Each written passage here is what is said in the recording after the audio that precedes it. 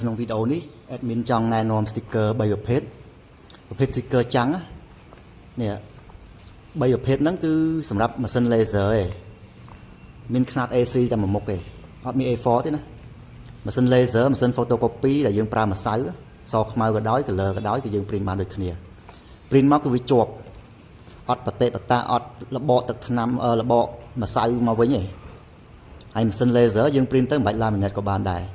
ហើយនេះវាមាន3ប្រភេទហ្នឹងវាមានប្រភេទផ្សេងទៀតក៏មិនតែខ្ញុំណែនាំក្នុងវីដេអូនេះគឺ3ប្រភេទsilver នេះប្រាក់ចាំងវាចាំងដូចចង់កញ្ចក់នេះឃើញចង់ឃើញមុខខ្លួនឯងហើយ